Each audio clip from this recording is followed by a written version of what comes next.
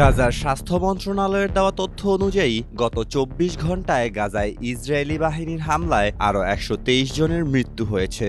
এর ফলে গাজায় নিহতের সংখ্যা ব্যাপক হারে বৃদ্ধি পেল। গত এক সপ্তাহের মধ্যে এটি সর্বোচ্চ মৃত্যুর ঘটনা। এদিকে ফিলিস্তিনিদের গাজা ছাড়ার কথা পুনর্ব্যক্ত করেছেন ইসরায়েলের প্রধানমন্ত্রী বেঞ্জামিন নেতানিয়াহু। তিনি বলেন, তাদের জোর করে বের করে দেওয়া হচ্ছে না, তাদের চলে যাওয়ার অনুমতি দেওয়া হবে। যারা ফিলিস্তিনিদের নিয়ে চিন্তিত এবং তাদের সাহায্য করতে চান, তাদের উচিত তাদের দ্বার উন্মুক্ত করা এবং আমাদের উপদেশ দেওয়া বন্ধ করা। গাজায় ত্রাণ পৌঁছাতে বাধা দেওয়ার অভিযোগ উঠেছে ইসরায়েলের বিরুদ্ধে। ওয়ালটন এখন দেশের সীমানা পেরিয়ে পৌঁছে গিয়েছে ৫০টিরও বেশি দেশে।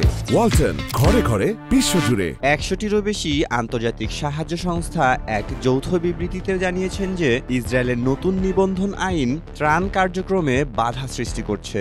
গত মার্চ মাসে ইসরায়েল বিদেশি এনজিওগুলির জন্য নতুন কিছু বিধি আরোপ করে। এর ফলে সাহায্য সংস্থাগুলোকে তাদের কর্মীদের ব্যক্তিগত তথ্য এবং দাতাদের বিবরণ ইসরায়েলি কর্তৃপক্ষের কাছে জমা দিতে হচ্ছে।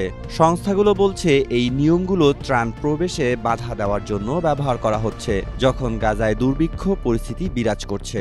American near east refugee aid জানিয়েছে যে তাদের $7 মিলিয়ন মূল্যের ত্রাণ গাজায় প্রবেশের জন্য প্রস্তুত, যার মধ্যে রয়েছে ৬ মিলিয়ন খাবারের জন্য ৭৪৪ টন চাল। কিন্তু তাদের আসদোদ থেকে কয়েক কিলোমিটার দূরে আটকে রাখা হয়েছে। অক্সফাম জানিয়েছে তাদের প্রায় $2.৫ মিলিয়ন মূল্যের ত্রাণ এখনও আটকে আছে। গাজায় গত ২৪ ঘন্টায় আরও ৮ জন অপুষ্টি ও অনাহারে মারা গিয়েছে, যাদের মধ্যে ৩ জন শিশু। সংঘাত শুরুর পর থেকে এ পর্যন্ত অনাহারে মৃত্যুর সংখ্যা বেড়ে দাঁড়িয়েছে ২৩৫-এ, যার মধ্যে ১০৬ জন শিশু। মেহেদী মাসুদ, জনকণ্ঠ।